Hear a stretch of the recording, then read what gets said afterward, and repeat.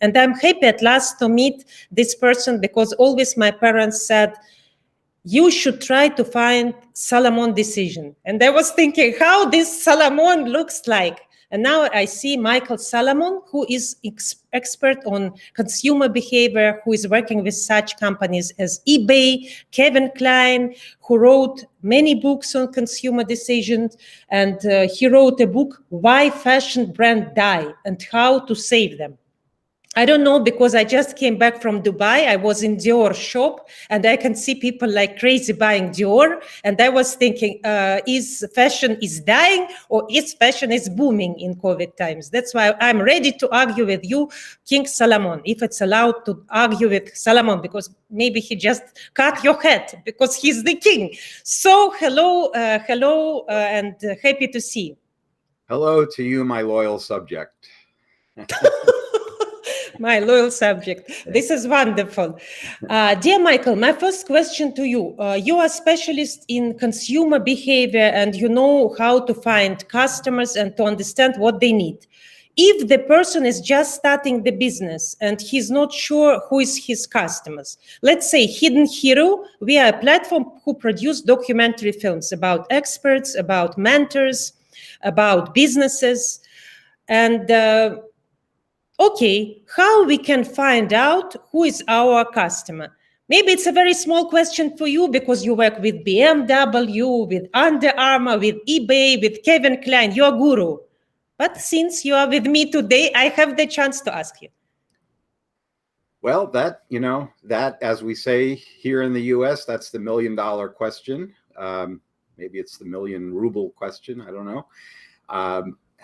Who is your customer?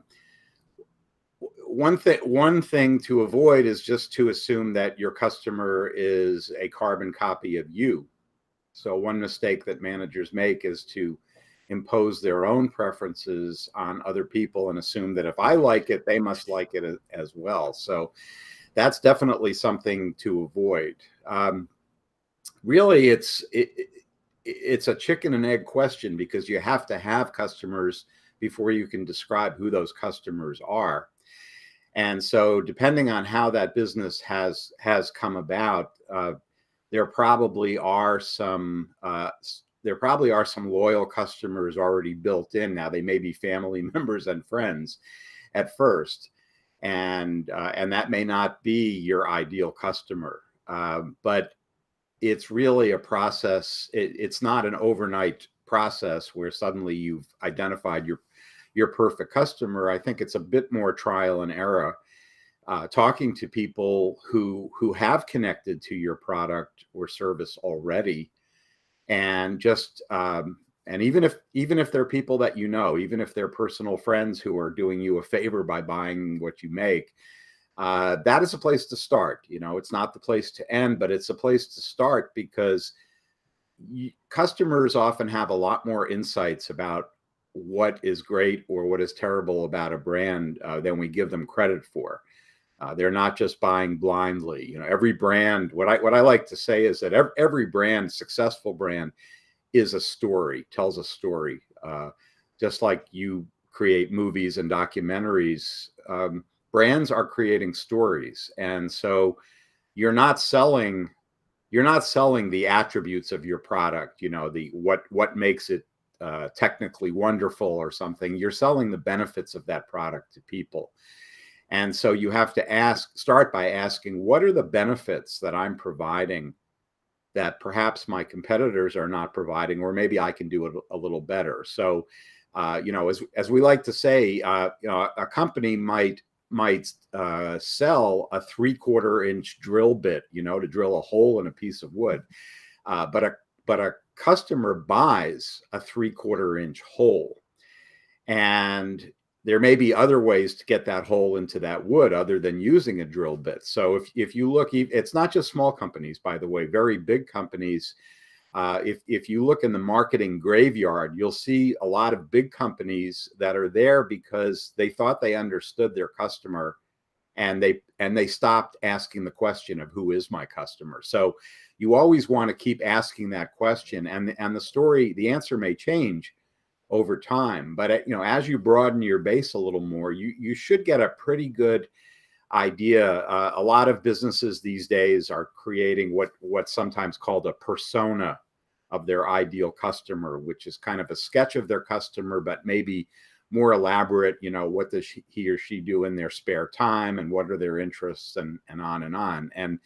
And once you identify that ideal customer, especially with social media, you can find people who are like that. So, for example, you can buy Facebook advertising where you can specify the demographic characteristics that you're looking for that may correspond to that persona. And now you start to reach more and more people. And then you're building up the momentum. Now, of course, you need to stay true to that customer base. And again, the marketing graveyard has lots of companies that cultivated a customer very successfully, but then decided they wanted a different customer.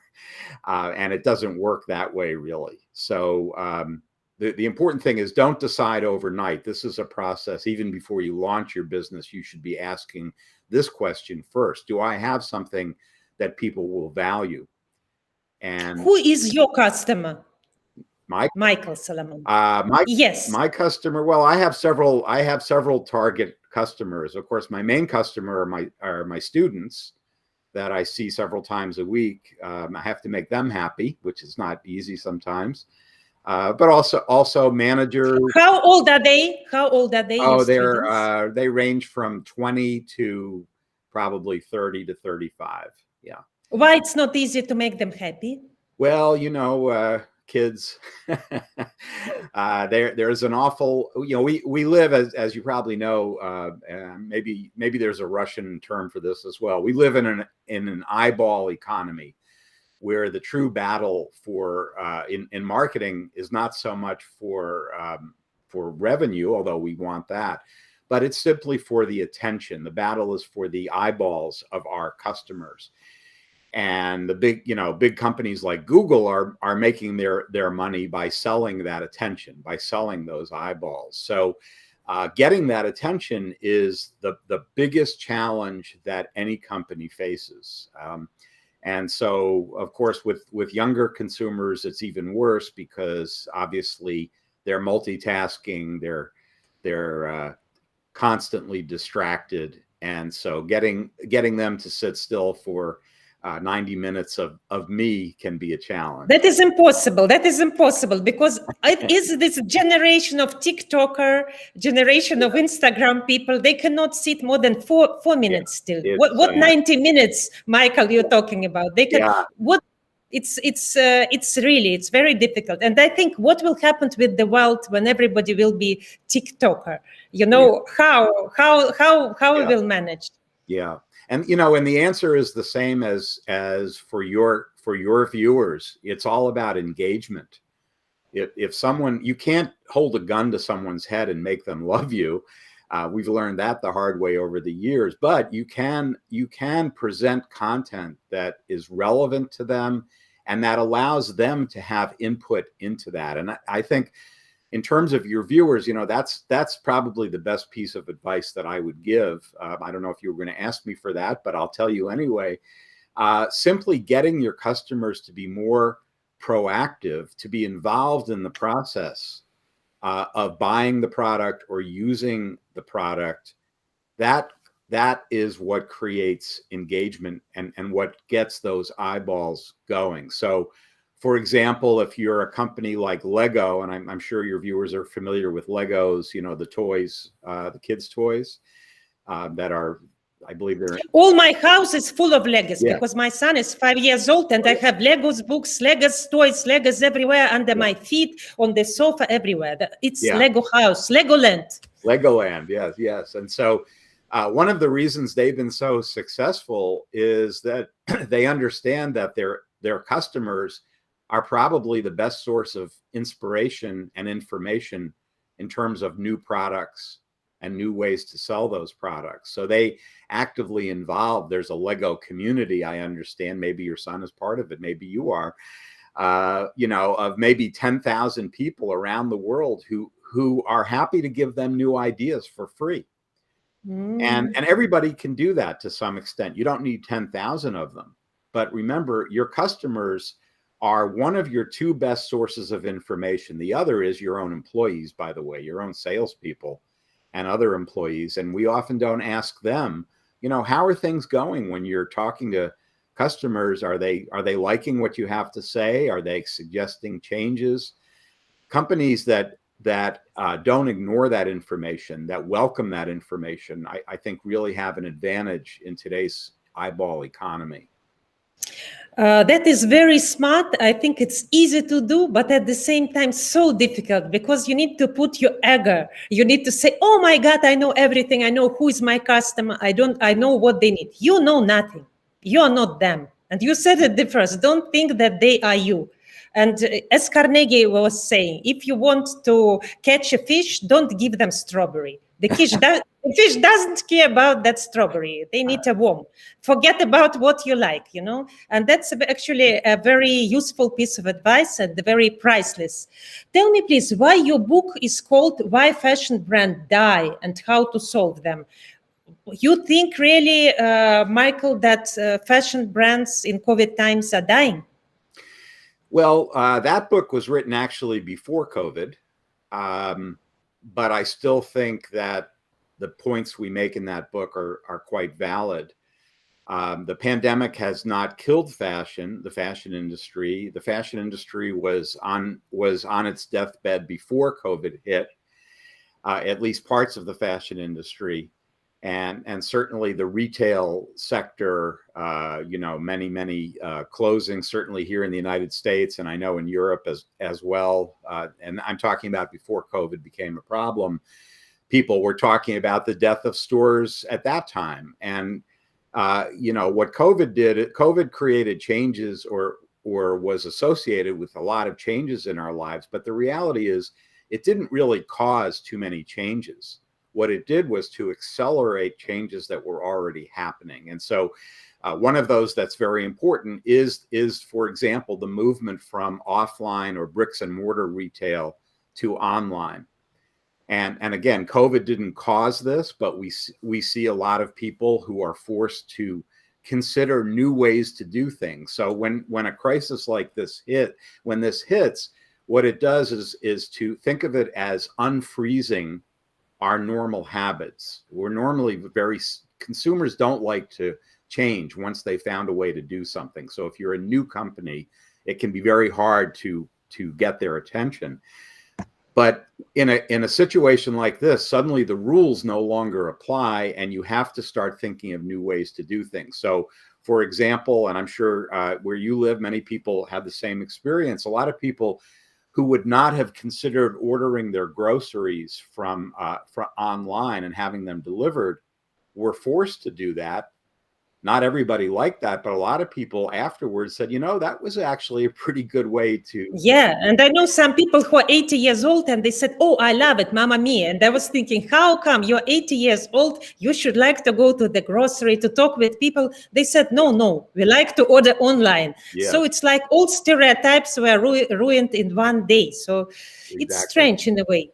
Exactly. Michael, tell me, please, what is the language now? You know, you work with the best companies. You are teaching in the university. You wrote many books and you have very, very solid experience. Did you notice something that successful people are using one words or some language, and the people who are losers, sorry to say that, they're using some other language? Do you have something to say on that? It's a very interesting question. You know, I mean, a short answer would be successful people use the word we, and the other people use the word I. How is that? You know, so they're going to be assertive. They're going to be very energetic about reaching their goals, but they're going to do it by acknowledging that nobody does anything by themselves. And I think COVID really helped a lot of people to realize that as well, that we're all in this together, even if we're just on a Zoom call together. And so, it's not a question of the imperial leader that we all have to worship. Even King Solomon had his advisors. I would say your language can reveal a lot about your biases in terms of what you think is important and who you think is important. I think that there are a lot of sayings when people say, like Henry Ford and others, that you can take everything from me, my money, my company, but if you leave me and my team, I can do everything from the beginning. And I met few people, I was working in the Japanese newspaper Nikkei. This is the third largest newspaper in the world. And I have to take interviews with a lot of people. Some of them are Russian oligarchs and millionaires and Maria Sharapova and many, many famous people. And really, I found out that the language of people is very different. What I notice in successful people, that they say we can do it and we will do it without hesitations.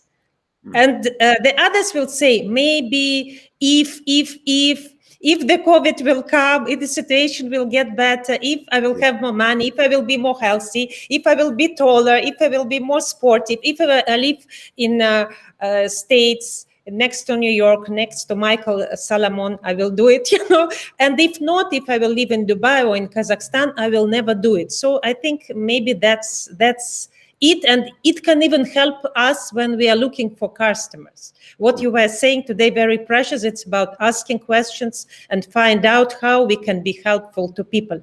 And my last question for today, Michael, what is your biggest achievement? Speaking to you today. Mamma mia, I feel you make me very happy.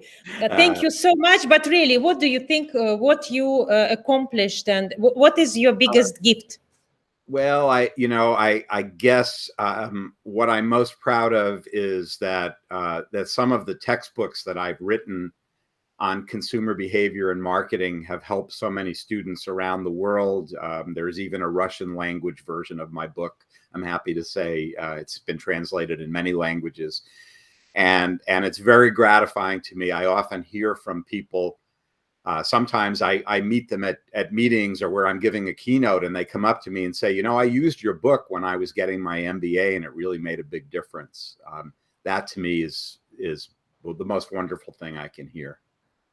Definitely. But if I want to have some things with me today and for our audience, when you're looking to find out who are your customers, even if you're just starting your business. So number one, don't think that they are exactly like you. Number two, ask their questions. And number three, even use your team and ask them questions. And number four, take them together with you. Don't think I, but say we. Not only say, but feel like this. Is it the main? I can imagine there are thousands of things. You cannot simplify things to that easy thing. But if like this, is there something I forgot, which is very important? Yeah. Well, I would add one thing, which is don't just ask them what they like. Experience it yourself. Go through the process of as if you were your own customer.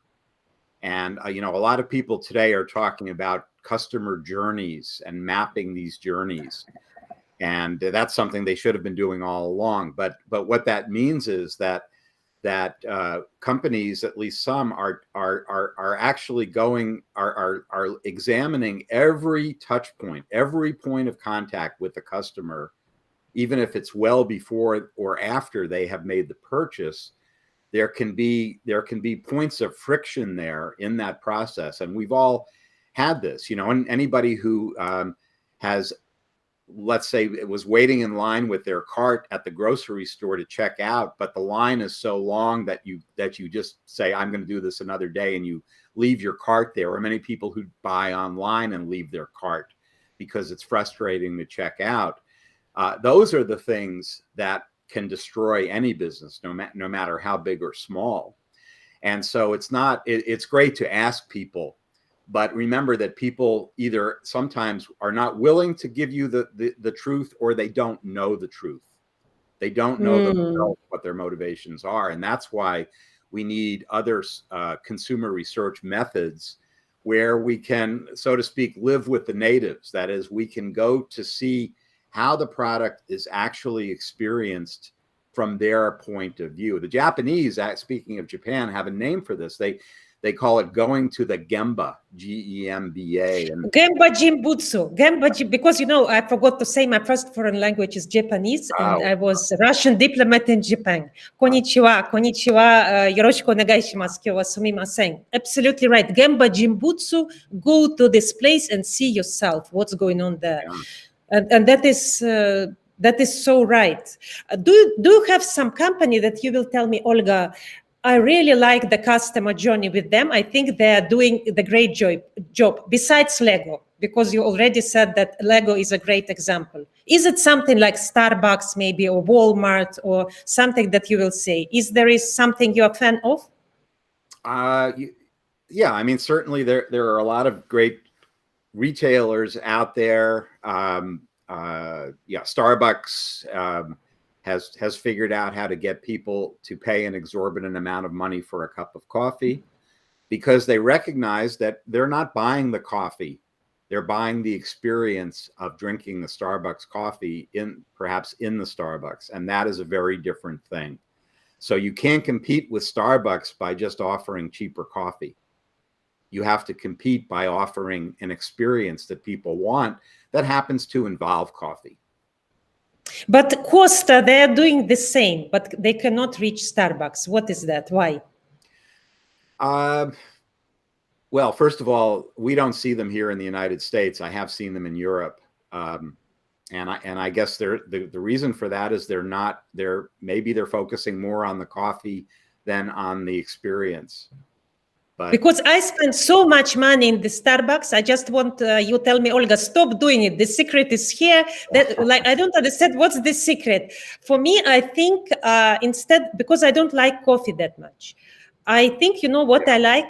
I like sitting in the Starbucks and smelling coffee. Yeah. Drinking my green tea because I'm more for the healthy living, but smelling coffee and the whole atmosphere, people around me, and they're buying, I love it. So you see that. Yeah, I mean, Starbucks is an example of a marketer that has thought through what they're really selling very, very carefully. And part of their brand architecture is they think of themselves as being what they call the third place. And what that means is they want the first place is your home, second place is your office. Of course, today maybe those are the same, but the third place is Starbucks. They want people to be spending, if they're not home or working, they want them to be in a Starbucks, and anything that they can do to get them. So that doesn't mean carrying out the coffee. That means experiencing the Starbucks. And that, again, you're not paying for the coffee. Dear Michael Salamon, I want to thank you very much for the talk today. It was a big pleasure, and I think I took many takeaways, and I'm happy that if these takeaways will be useful for the audience, which is from different parts of the world. And Hidden Hero is with you, and we want to thank you very, very much. Thank you so much.